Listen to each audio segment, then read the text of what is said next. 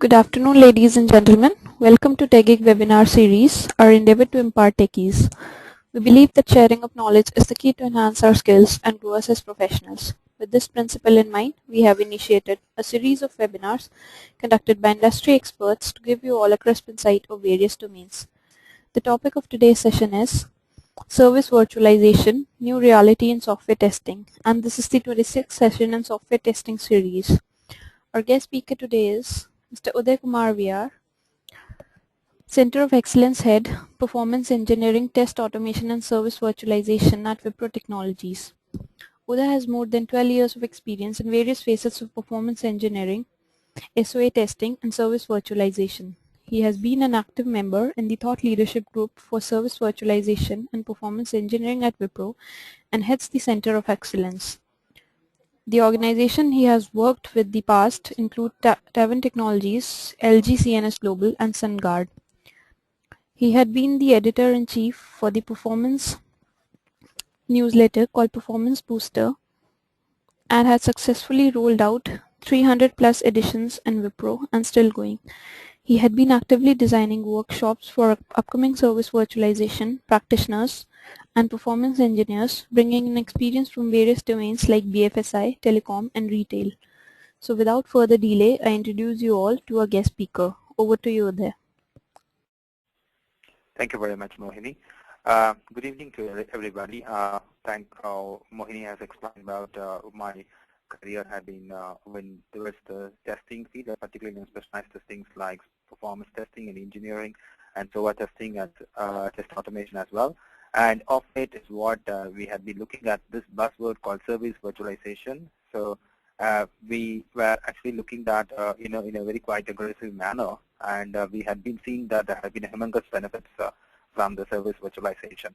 So we noticed that the concept of service virtualization is nowadays more beneficial to the enterprise class applications being tested across various tiers. So I'm going to share my experiences, and I'm going to share how does it fit my role in terms of fitting the service virtualization in the entire enterprise class application software testing. So without any further delay, this is the agenda. I'm sure you're all looking at my agenda slide. 1 minute, I'll wait.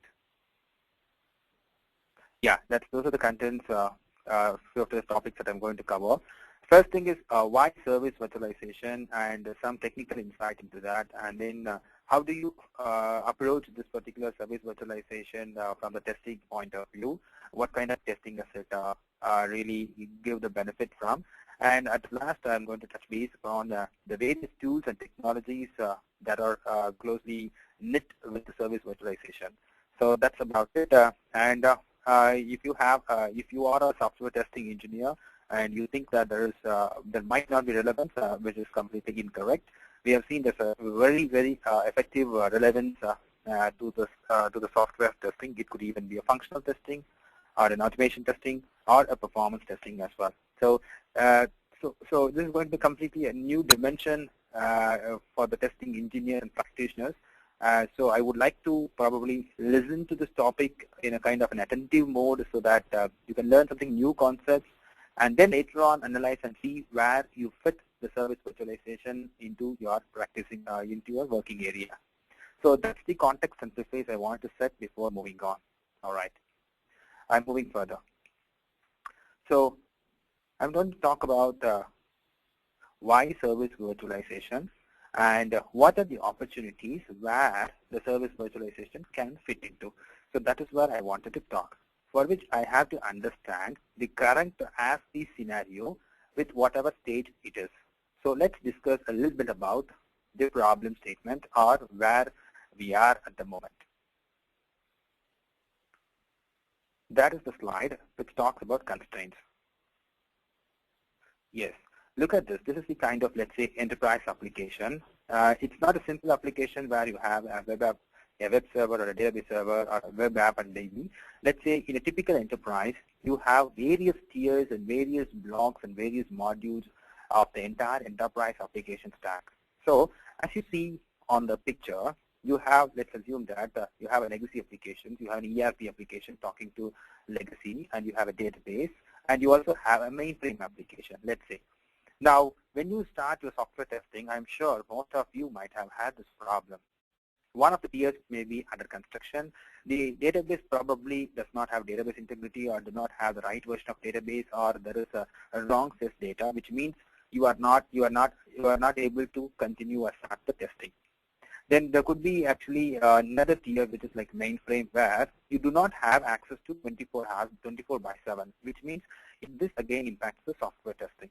So let's assume that you have only 2 hours for the mainframe, and within 2 hours you have to complete the entire software testing. This is next to impossible. So thereby it impacts the quality. So that's why there are a few popular codes that we have received, like I can't do anything until I have everything, and I never have everything. And I'm sure most of them would have been like software testing engineers have been waiting since morning, and at the end of the day is what the build comes or whatever, and then until that time you might have wasted the time, and you would probably should wrap up so faster in the late evenings and then do the build release of the particular day or of the particular release version. So how do we avoid this kind of problem? So this is the constraint that we had been facing as software testing engineers in terms of reduced schedule and non-availability of various tiers in this enterprise class application. And not only that, second set of problems and challenges, let's look at it.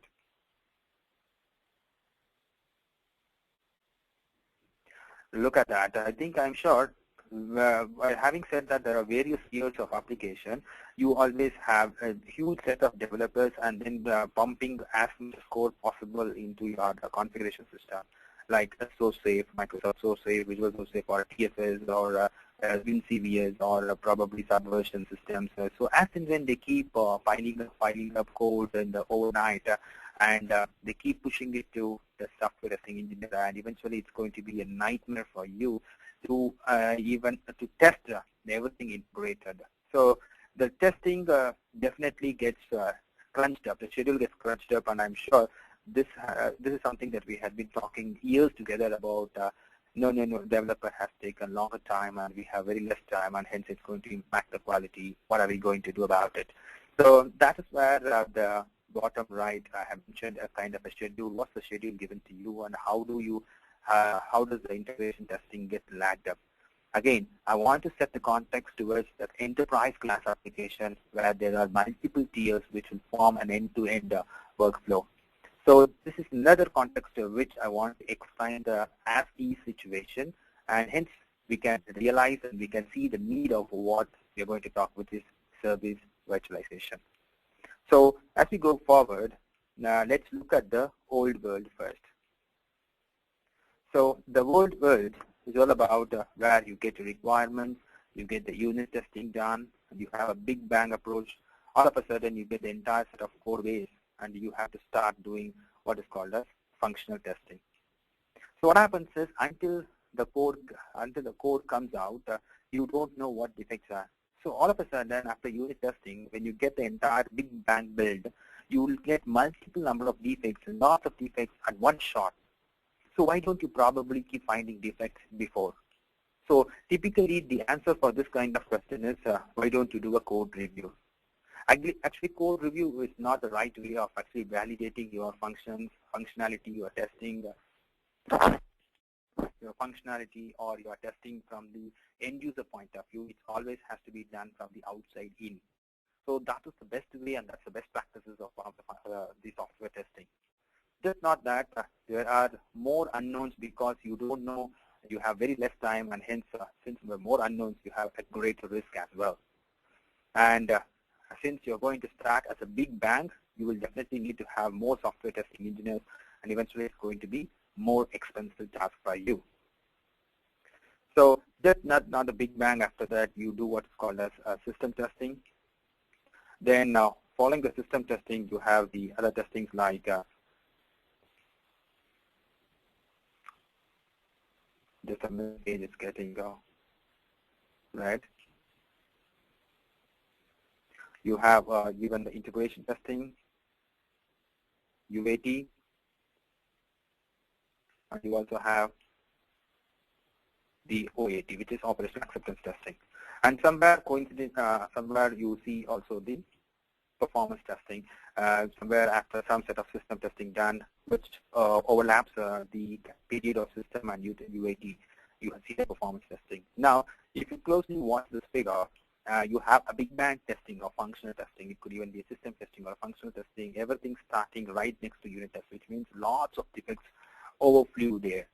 And then you have a quality gate, of course, because your system testing cycle is going to get crunched due to the development delays. You are going to definitely have a quality gate, and you are having UAT, and there are so many defects that the customer is going to find it out in alpha and beta testing phases. So this is the current asset situation. Now, in the new world, now how do you want to keep this in the new world? Let's look at it.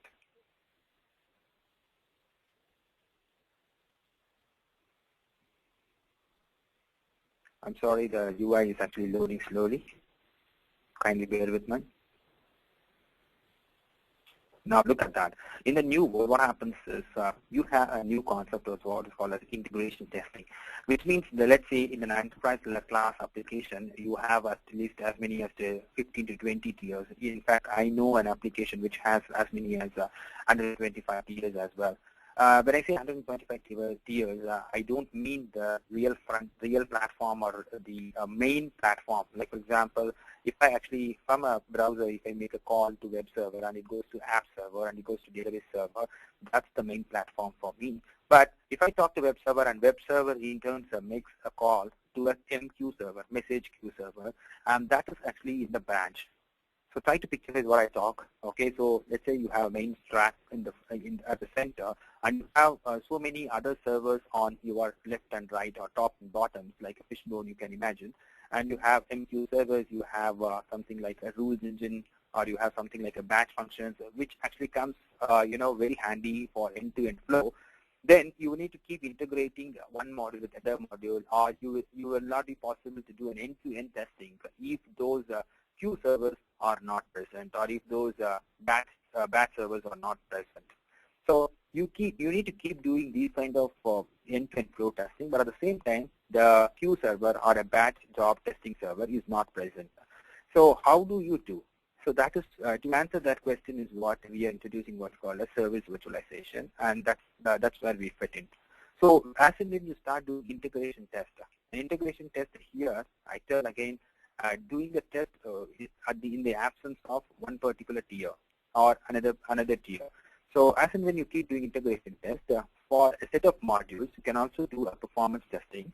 And when the new tier gets ready, what happens is you can also integrate that and then do another one round of performance testing, because all other modules are performance tested or all other tiers are performance tested, and you just have another tier added. And in case if there is performance degradation, it's because of the new tier that's added, which means your performance bottlenecks are also very clear, and it's very prevalent and very, it's like, very obvious why the performance lag is coming.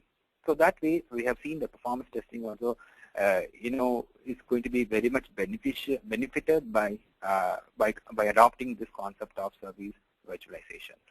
So that's again in a context that I want to set where we wanted to go through. So in short, this is going to accelerate testing. It's going to reduce the cost. Let's see how. And it's going to reduce the risk, because you have starting the testing as and when the unit tests are being done by the developers. Now let's get into some kind of a technical insight into service virtualization. So I'm sure by now you might have understood a service virtualization is something like a stubbing. Okay, so stubbing is something like you have module 1 talking to module 2, tier 1 talking to tier 2, tier 2 talks to tier 3 or module 3. Now, all of a sudden, tier 3 is not present. What do? Traditionally, maybe so many years together, at a decade or 1.5 decades, we had been talking about writing a stub.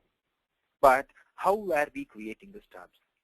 We need to get the entire source code of the developer, understand as to what is the tier, what kind of request does it get, what kind of response does it have to provide, and you have to start writing the code. Eventually, you will end up probably writing the same set of code a developer had written. Now, this one you cannot do as a testing engineer. So because most of the enterprises do not get access to the source code, and there is a testing only projects that you get as well. So now you as a software test engineer, how do you make a difference on virtue of creating stuff? So let's define what a service virtualization is. A service virtualization is a practice of simulating the behavior of a physical asset. So very clear understanding, or you can also say it's a virtual environment must behave enough like the physical environment to ensure the interactions with the emulated service look like a real one. So it's a pretty straightforward English statement. You can also have your own definition as and when we progress, but this is the kind of pretext or preface that I wanted to start with. Now let's move on. This will clearly tell us to what am I going to do as a part of service virtualization. I'm sure, look at this picture. I'm sure most of you as a software testing engineers, you all know what it is. People who have the experience in terms of QTPs or load runner or even any kind of sniffing tool, you know, if there is a client talking to a server, you know how to record that application. There are 2-3 ways that you record applications, like using automation or performance tools. Number one, we call it as a sniffer. Let's say a browser makes a call to web server, and you wanted the tool to capture all the requests made by the browser. So what happens is that particular tool can hook up with the browser session, which is iexplore.exe, for example, or firefox.exe, and it can start listening to what kind of request this browser makes. The another way is when there is a call happening between client and the server, you can hook up another machine in between, and we call it as a trapper. So this is a proxy mode of capturing the request. So this is something that you had been doing. An example is the JMeter, for example. So that is the performance testing tool. Incidentally, I think Selenium or any kind of test automation tool, we do not have a trapper way of capturing the request. So I'm sure I wanted to first tell you as to there is this is something that you had been doing. Now, with the similar kind of principle, how can you go ahead and create the stubs, right? So this is what I wanted to tell you. Now, you had always been capturing what is called as request that goes from the client to the server. But had you been capturing the responses from the server to the client back? Now, let's say if you start capturing the responses from the server to the client back, now you have for this particular request, this is the response saved. And for this particular request, this response received. So I have those request response paths, and then just consolidate everything and make a wonderful stub out of it. Now, how different is this from the traditional 1.5 decade stubs? Traditionally, like I said, you need to have a source code, and you need to write a dummy HTML file or a dummy JSP file or a dummy servlet file or a dummy database and XML file, which would give me responses. So what I do with this kind of niche tools like niche tools of service virtualization is, you as a software testing had been capturing the request. Now all you have to do is capture the responses also, and pair up one request R1 with one response RSP, and then make a stub out of it. And this is exactly the principle of creating the stubs in the modern world. Now, having said this principle is what we are going to do, what next? Look at the service virtualization in action. I'm talking about the existing environment, recording a service, and completely kicking out the dependent system and replacing that with a virtual service. So if you look at it, the client talks to the server, and let's say that server 1 talks to another server, which I call it as a dependent system. You all know that when a server talks to a server, it might not talk in a very understandable language. It would probably talk in XMLs or an object or a remote method invocation object. So what you're going to do is, you're not recording that between a client and server, but a server and another server. So in your first environment where you have a SOAP request going from server 1 to server 2, which is a dependent system, and the response coming, the responses, there's a SOAP response is coming, there's a JMS response is coming, Now you're hooking up in your second image virtual service recorder. All the requests and responses go via that particular solution. Now once that particular solution or tool captures the request response, the tool should have the power to just pair up the requests and responses and kick out the dependent systems and create a virtual service out of it. Now the client and server is retained and the dependent systems are kicked out. Now if the dependent systems are not going to make any difference for functional testing, but you have system and the test ready there, then you can actually have the virtual service there so that you need not worry about the dependent system, dependent systems availability.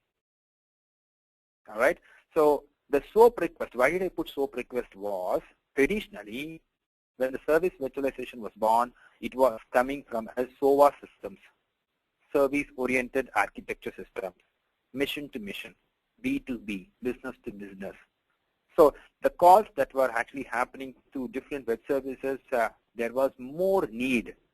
There was a hunger for those kind of dependent systems to get virtualized, or those kind of systems not to impact the overall software testing schedule. Since the kind of hunger came from those kind of dependent systems, you see in this picture the SOAP request, SOAP response. But then it just need not be SOAP request. You can actually make a JDBC calls also to database, so those also can be virtualized very comfortably. So this picture will talk more also. Let me tell one more thing. Now, if you look at the system or this particular image, did I virtualize the system under test itself? Definitely not. If I actually completely virtualize system under test, then what are we testing for? So that's the question. So now, let's say you become a service virtualization developer or you become a service virtualization practitioner. You need to understand which are the systems to be virtualized. You cannot completely entire application stack. You shouldn't completely virtualize that. Then you don't know what you are testing. You are just testing against the stuff. If there are dependent systems and those are the right candidates and those availability is a problem for you to continue the software testing, then those are the systems which are possible candidates for getting virtualized. So that is what this picture tells more, and I just proceed further. Now I'm going to talk about how are you going to virtualize once more. So look at this. There is a browser that makes a call to this web server. I make a HTTP URL. It's a HTTP request and a HTTP response. Now, like I told before, I'm going to hook up a tool in between, which means this particular tool I am not installing on the client. I'm just keeping another client in between, and I call it as a proxy. And all my requests, which are HTTP requests, I run through the proxy server, which means my proxy server will make the HTTP call on behalf of the client. And hence, the proxy server also will get the response from the web server and send it back to the browser.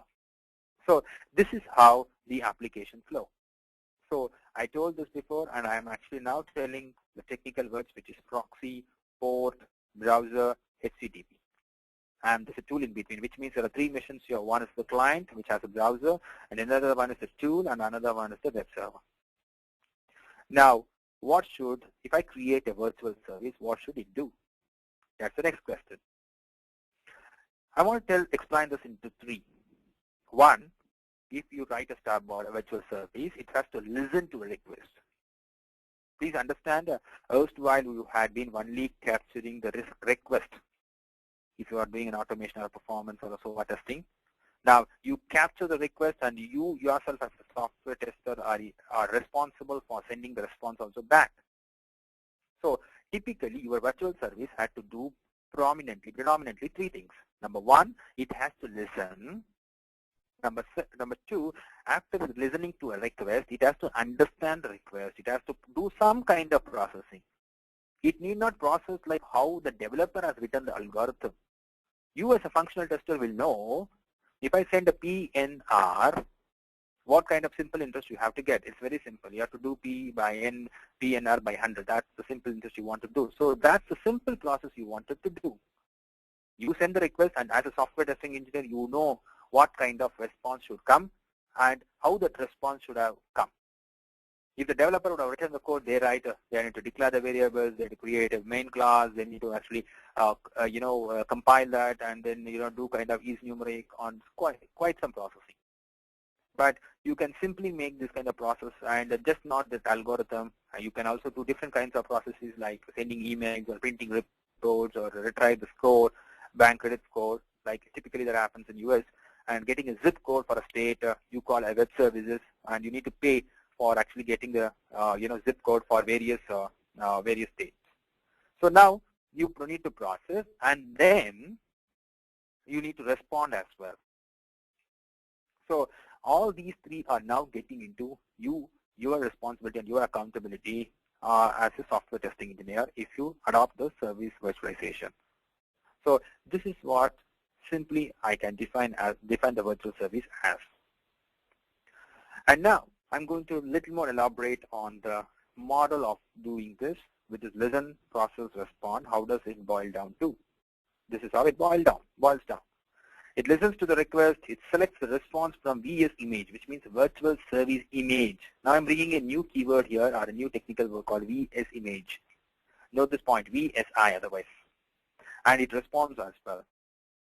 But then before actually getting the request and then process, I'm actually customizing the request also, if you require, which is an optional step.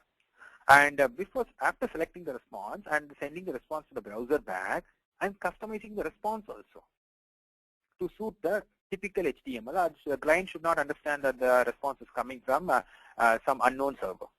So I'm customizing the response and then actually preparing and sending the response to the request, and I'm also audit tracking it. Now, two important terminologies I bring here. One is called the VS image, which is virtual service image. Assume that it is a database of request and response paths. The request gets matched up and the response gets selected. So that is VSI. Now on the heading, I'm seeing a typical virtual service model, which means a model in which the request comes in and the response goes out. So another keyword from there, which is VSM, virtual service model. So two keywords from this slide: virtual service image, database; virtual service model, the flow or orchestration. So those two are the takeaways from this slide. So that's how the virtual service model comes. Now let's look at the image. I said image is a database which contains request and response. Now let's see what does the request and response mean. Look at that. I said, let's say I want to create a new session or a login ID, and I actually invoke an object in a real world. So for this kind of object call, what do? How does a request come? Request comes like that. An XML which has login or password and a login name and password, and the response comes back like this. And if you want to probably withdraw money from an ATM, then how does a request and response come? So I am replacing the get new session Java servlet or an object with a request response pair like this. Now I don't want the Java object at all. So a combination of these request and the request response pairs comprises what is called a big database called as a VSI, virtual service image. And now I've also mentioned at the bottom right as this is stateless. That means when I'm withdrawing the money, I'm actually withdrawing from though I put it as account, there is no context maintained. But then if I have to maintain the context, then that becomes a stateful, and this is how it looks.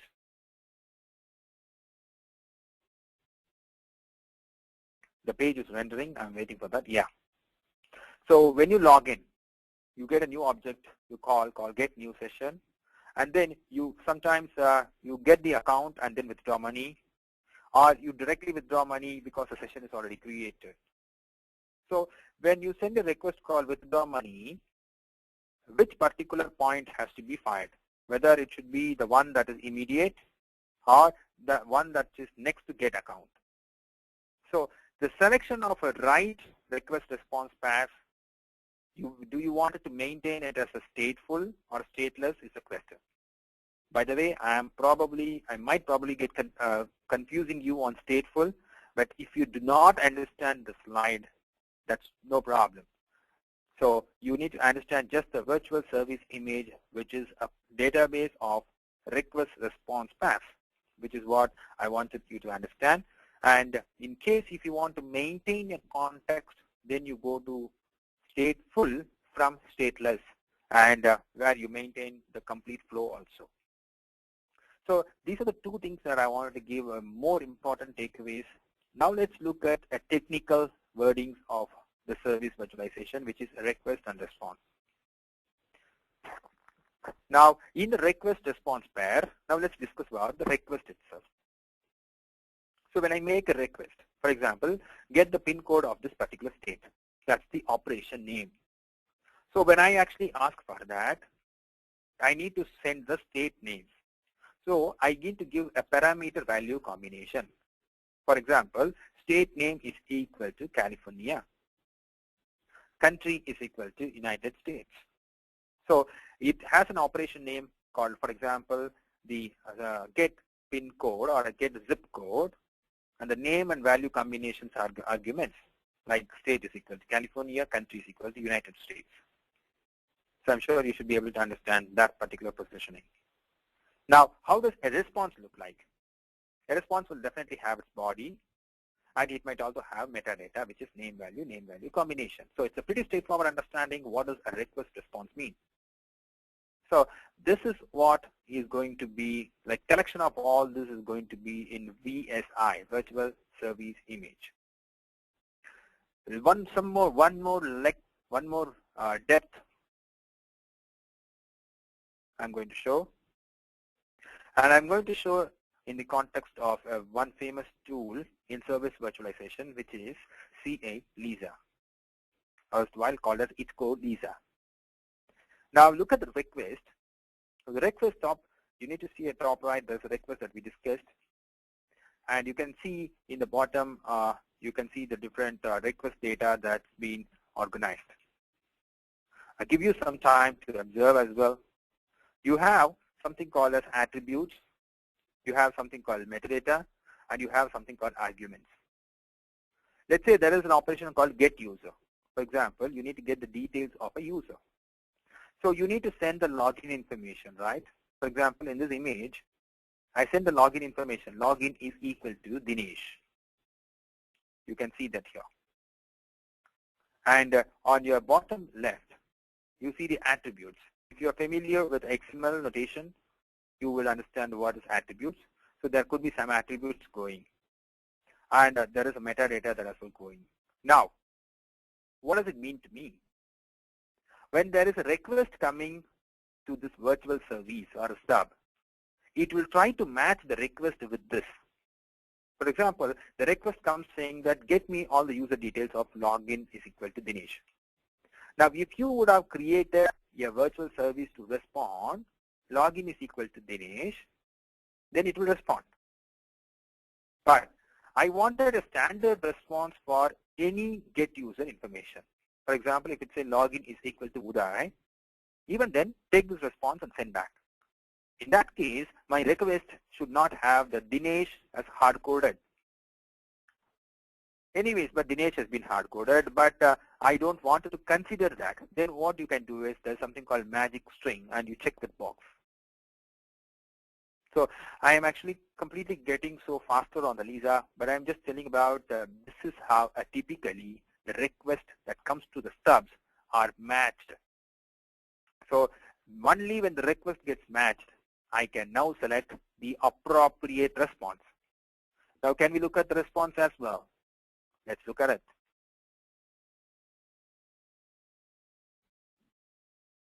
We discussed this response. Yeah, that's the response for you. And the response contains the body and the metadata, which is some set of HTTP header. Now closely observe the met body. It's nothing but the XML with all kind of nodes and all relevant nodes and the data against each and every XML node. So that's how the body would look like. And now what you can do is on your body, the left side you can see the XML nodes. On your right side you can see various recorded values. Now you can go there and you can change whatever you want. Now, what kind of changes you can do? You can also link it up with a small Excel sheet which has a set of responses. You can also link it up with a Java or a Groovy script which can actually do some kind of action and respond. You can also link it up with some standard relational database systems like Oracle, MS SQL Server, whatever it is, and then get the appropriate response. Now, this is how it would look like. I explained conceptually how a request look like, how the schema of request would look like, and I'm also explaining the concept and the schema of how a response should look like. So take a while. You need the time to understand. Now, what I have shown now is you had created a request response path. Now you call it as a virtual service. You have created a stub, and I am sure you would appreciate that you have not known any coding written by the developer. You don't want any kind of a jar files or library to create a stub. This is something that we have been following 1.5 decades. You don't think that a software tester should not be able to write a stub. So if you look at the request and response, and it's been very clearly tabulated, and you have a very good looking UI from this toolkit or solution, and you can just go and play around whatever responses that you want. But one thing you need to understand is you had been only capturing the request. Now you are also capturing responses for a good cost to keep responding for any particular request. At this moment, if there are any questions, and there seems to be a question tab, you can keep filing the questions. At the end, last 10 minutes, I'll be glad to answer it. Now I'm going to go a little faster. So there are 4 ways that you can trap all the request responses. One of the famous ways is what I had been discussing now. One is called proxy. There are point number 2, which is a proxy, or there are other ways. Technically, we call it as a gateway. Or what you can do is, I do not have the application itself ready, or the dependent system ready, the new one, but I don't know. So how can I capture the request? So look at the option number 3. If you have the request and response paths, you can easily create that from the scratch, the virtual service, which otherwise called as stubs. Otherwise, I lost my virtual service. I don't have anything with me, but the customer is ready to help, but he cannot host the application for me. Ask your customer to record the session and give the recorded session, and the tool should have the capability to convert it to a set of request response paths, thereby creating the stub. So these are the typical 4 ways of creating virtual asset. If you, and like I told, the proxy is the most famous way. Now, what I wanted to tell you is also that once you create the virtual services, the stubs, what you can do is you can deploy it on a server. So the blurred image on the top tells in the context of a CA famous service virtualization tool. You can deploy that on one of the JBoss servers or a JT servers, and then it would exactly behave like another server itself. You can put it on a port, and that port is what you have to call for virtual service. And you can switch on and off between virtual and real. Morning, you have 2 hours of mainframe exposure window, so you can, for the 2 hours, you can have real environment, and the rest of the time, you can actually shift between virtual service. So that's what that particular tag does, and we have had quite some successes across various organizations. You can see where does it fit in. It has fit in a telecom provider in Australia. Then you had a local bank, which means banking BFSI domain using TIPCO Business Works in Singapore, and a retail domain as well in US. So if you look at the first 3 lines, it has covered the major domains, which is telecom, retail, and BFSI. Nevertheless, again, transportation domain and energy and utilities domains also we have covered. And now you can look at the solutions that have been used, CA Lisas, Parasoft Sovates, and you have IBM's, which was erstwhile called as a green hat. And you know, SOAP UI is there, which is actually the SOAP UI is available for 30 days free, and then you have to purchase it. So that's quite cheaper, like somewhere around $350, $400. So that's more easy for you to create the virtual service stubs. Now, like I said, functional testing, where does it fit in? Right. So I'm sure nowadays in Agile model, you have been doing what's called as a test-driven development, and you are more dependent on various small modules. So There are still companies, product-based companies, where they do a test-driven development, TDD. So those are the places where it fits in, the first set of places. I'll wait for the page to get rendered.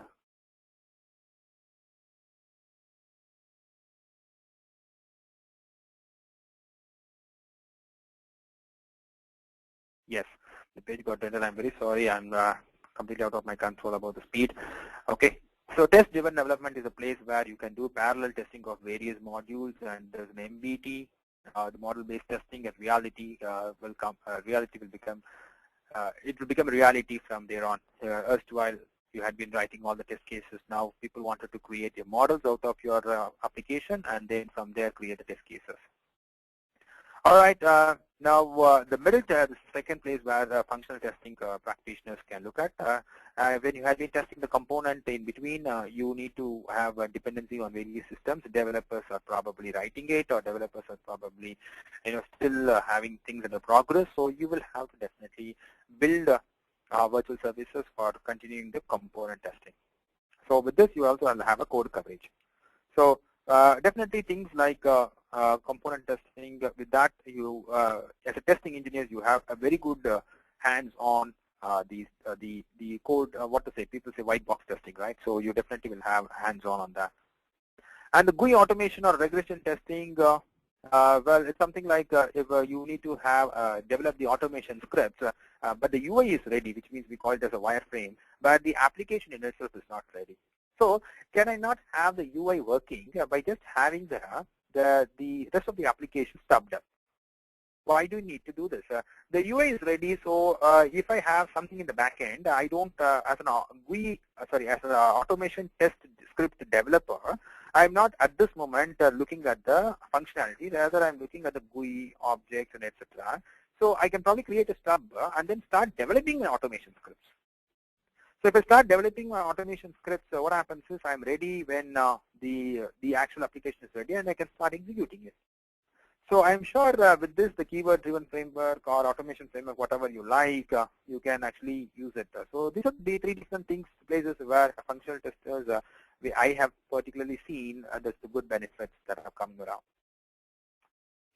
Now, let's look at some kind of Agile. Service virtualization also has a good footprint on Agile. So I have to wait for the UI to render. Please bear with us. So you have seen sprint 1, 2, 3, 4, 5, 6, 7, and if you look at the the empty boxes without color, you can see there's a developed service, there. Now, if let's assume that this is how in a typical Agile model, you have sprints coming out various speeds. Now, what do you do? Now, there's a wait time there in the first 1, 2, and 3, third sprint, and now that wait time, if you have to cut it down, you will have to virtualize. Now, when this particular enterprise application gets virtualized, how does it look? Hold on for a minute. The UI is rendering again. Yeah, that's how it looks. So instead of having the S2, you can actually create the stub for the S2 in the sprint 1 itself, and you can carry on the S1 testing, and then continue in the sprint 3. You can have even the GUI tested with the S3 being a stub. Just because the S3 was not there until sprint 4, you had been having a waiting time on all sprint 1, 2, and 3, and now that gets replaced. I'm sure you will not be able to completely understand at the first shot. It takes a while for you to understand, and this is the actual diagram taken from the Agile development and Agile testing lifecycle.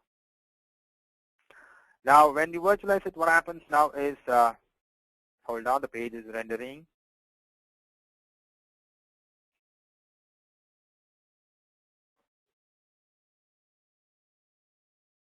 Look at that. When you now do the complete virtualization, now you can see the wait time goes off, and at the same time, there's so much of time that's saved starting from sprint 6 and 7.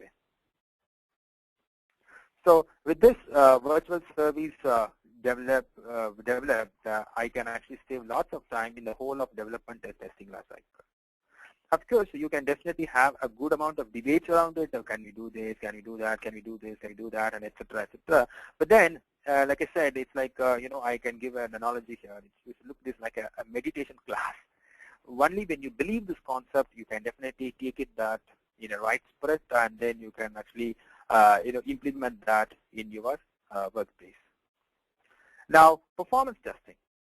For example, typically while you had been doing performance testing, you need to actually look at various different applications and various different tiers, and you need a third party, you need a mainframe. Assume that, let's take one example, a third party. Okay, in a third party, for example, if you're doing the e-commerce application testing.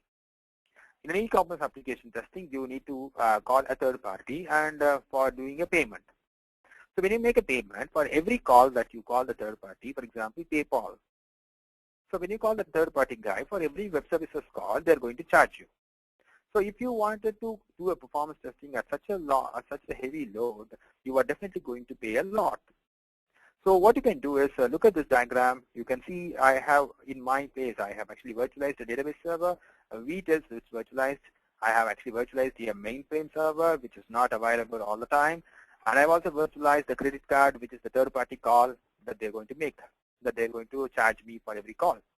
So, but then did I actually virtualize my app server and web server? Not, because that's the main components of my performance testing, and I have decided very consciously that those two tiers should not be virtualized. So the decision is yours, and hence we request you to do a business value analysis. So that's about the various various service virtualization benefits and applicability. Now, you as a person, if you want to talk to, there are so many people in your organization whom you have to talk to for the service virtualization. But then, which one, who's your potential customer whom you can talk to, and then make them think that there are really benefits coming. So this is a very tentative slide, or this slide could not be applicable for you. But then it tells about who are the people whom you have to talk to. If you directly talk to your QA head, maybe I mean, as a software testing engineer, you would all have the QA head, I'm supposing. So if you talk to QA head, definitely the person is going to tell, okay, well, I think we can buy that because we can save lots of time in testing, and we can really catch up with a good amount of quality. All right, but did you actually talk? If you talk to, for example, environments head, I still see environment is becoming again a hot topic in software testing field. They wanted the different testing environment in a short time, and then if they do not have, their entire release schedule gets impacted. So you can also talk to environment head. You can talk to your application owners. In a huge companies, they have applications, the entire suite of application, and they have an owner for that. So they can influence these people to sell. At last, you have a CIO whom you talk about the kind of savings that you would get by having virtualizing. You will actually cut short so many environments, so many servers, so many applications, etc. And then you can definitely have a very good benefit. So if you take that with a kind of analysis that you have done, the CIO is the right person who can implement this in your workspace. So that's our point. And there are some questions in terms of what kind of questions would you need to ask for the operations manager that I'm flashing off. So you need to ask questions to your operations manager like, are you experiencing contention of non-production environments? Are you satisfied with the time to market for the new functionality? Is the application costing too much in terms of the quality? Because a testing engineer would ask for, particularly a performance tester or an automation tester, they wanted to have different servers ready, different machines ready for you to test. So those are the ones that definitely become the question candidates for you to take it forward. So these questions, I think you can definitely frame it up. I'm just rushing through some slides. Then I'm sure by now, as I've been talking, you would definitely have so many confusions as to this is probably, something that was there for a longer time, but it was not successful. So if you wanted to adapt it, there is a fear of change with you. Okay, so all of a sudden, if I tell that I want to implement this, I'm definitely you yourself can assume that there's going to be a fear of change. So I am happy with where I am. So That's one way of actually thinking it, but then if you want to bring a change at the expense of and show up a good quality, then you will definitely have to adopt something new, and this is a very, very hot topic, and also at the same time it gives a very good very good business quality and improvement.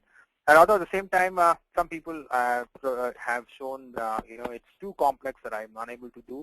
But to just avoid that complexity is what I touch base the more technical at the tool per se as well, as to how do you create your stub. So you need not write too much of a Java, you need not write too much of a code or technology. As a software testers, I'm sure you might not be doing day in day out coding. So so in those places you can this is not a complex one. So try to go and talk to your managers, talk to your influencers as to whether this is not a complex one or this. This is not a complex one. We can go ahead, but definitely there's going to be a good ROI, return on investments. So impress and influence your managers with the return of investments on the service virtualization. All right. So like I said, you will have definitely, if you wanted to talk to your manager, you will have to show some kind of a report card. What kind of benefits are you going to bring?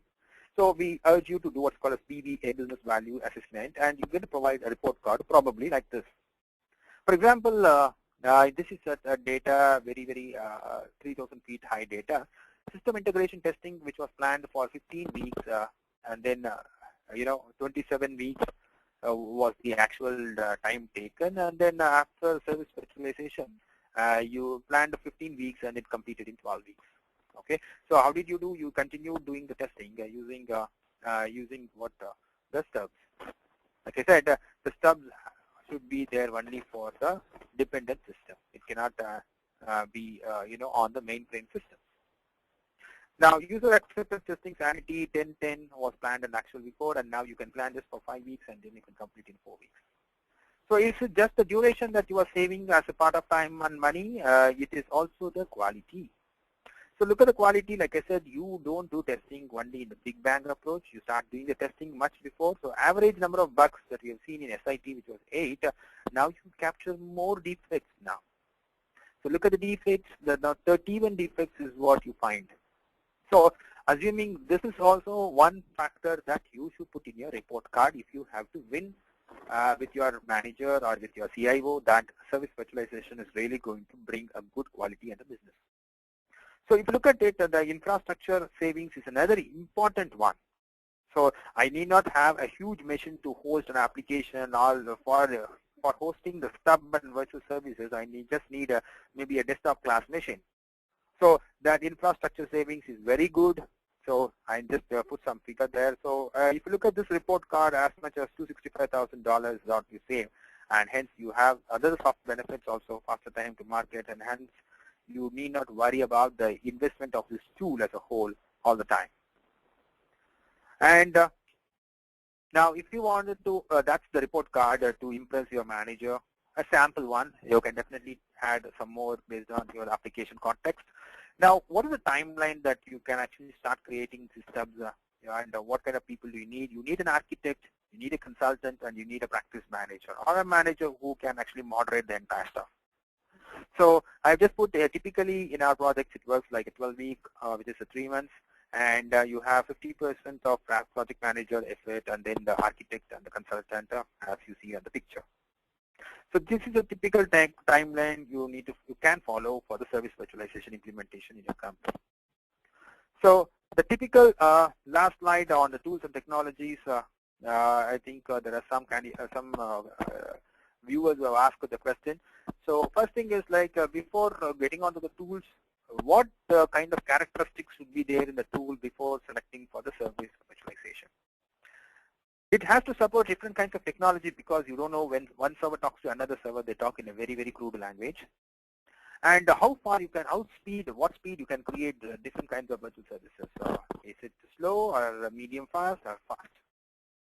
And maintenance, very important. Like I've created a virtual service for my release version 1.0. On version 2.0, my HTTP call changes completely. Now, how easy it is to change the existing virtual service? That's the maintenance part.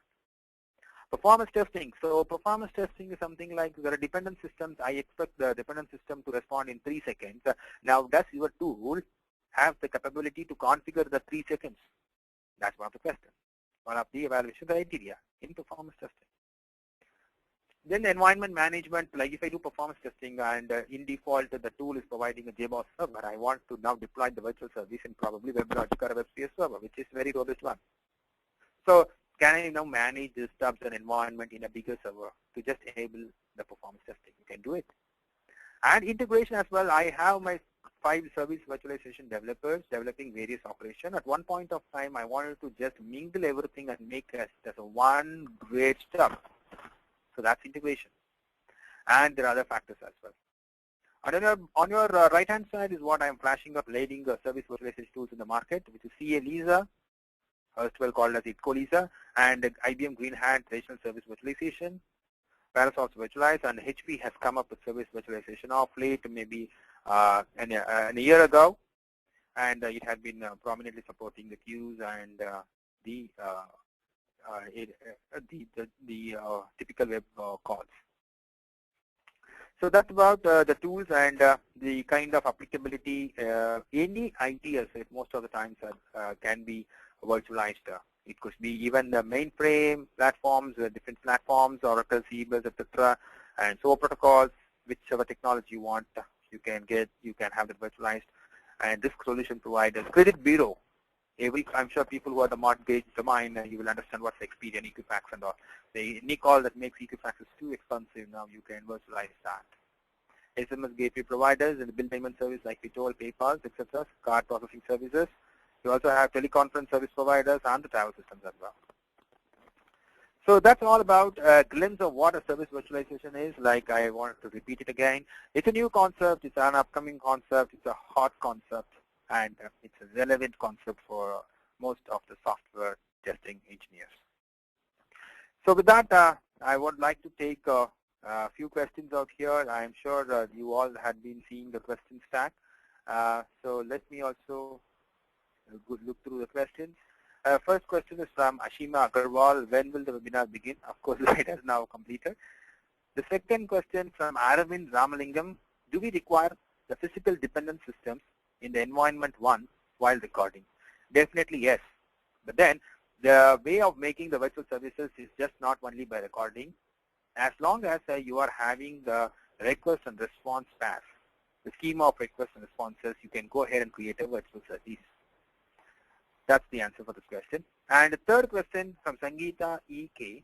Is there any particular tool that helps for virtualization? I think you asked the question so before.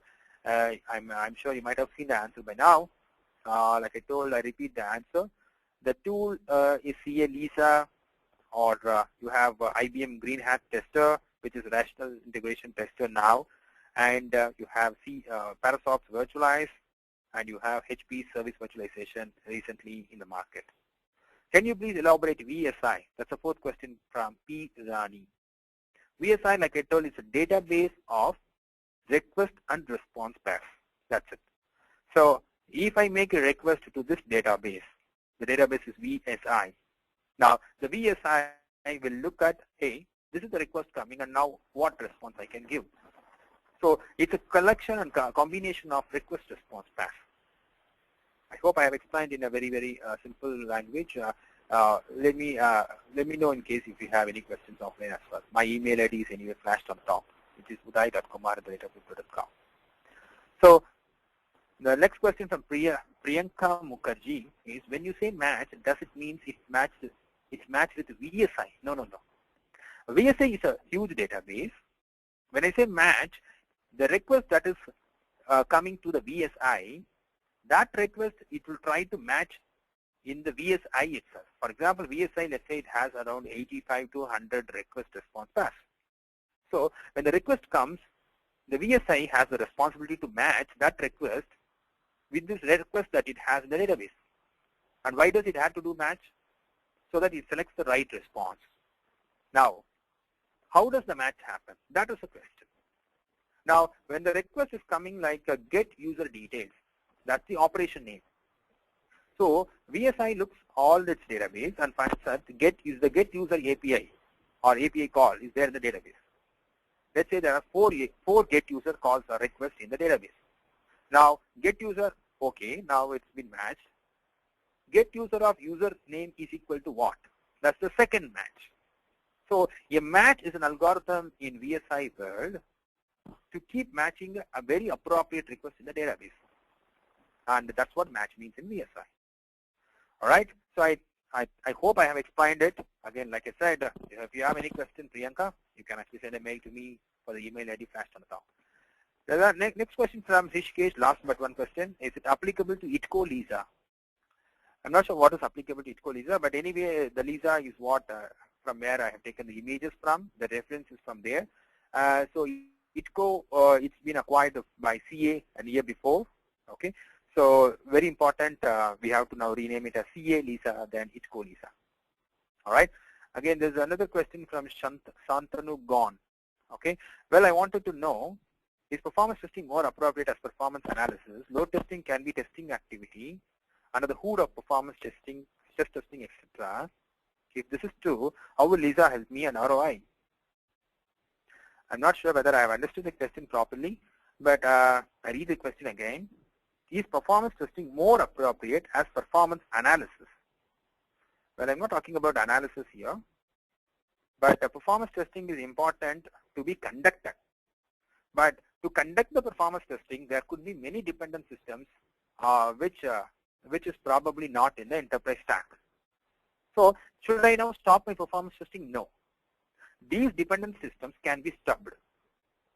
So when it has to be stubbed, should I stub the main course application? The answer is no.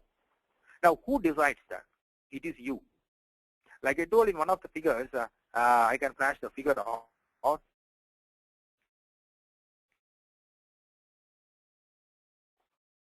Look at the figure now. I just flashed it now. The call comes from the request, the browser, it goes to web, it goes to app, and it talks to the JDBC and also JMS and also the third-party call.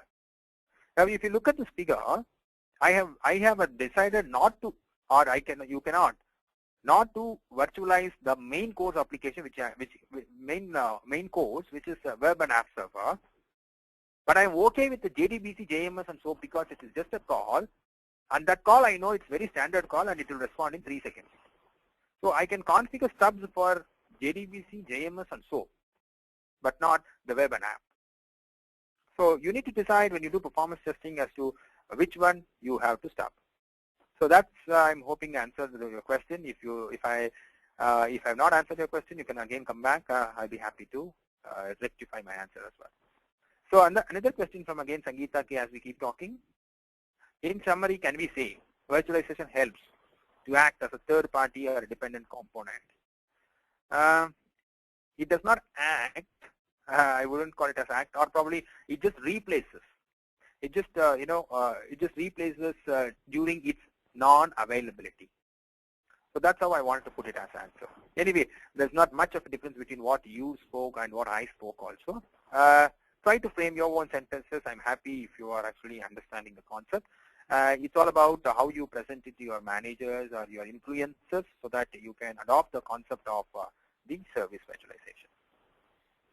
So this is a list of questions I see, and I would really, if there are no any questions, I would really first thank the TechGig for giving this opportunity of sharing what I know on service virtualization, what I implemented that, and really thanking TechGig. And also a huge list of attendees here, more than 100 plus, and thanks very much for patiently listening in your evenings, that too after 5 in the evening.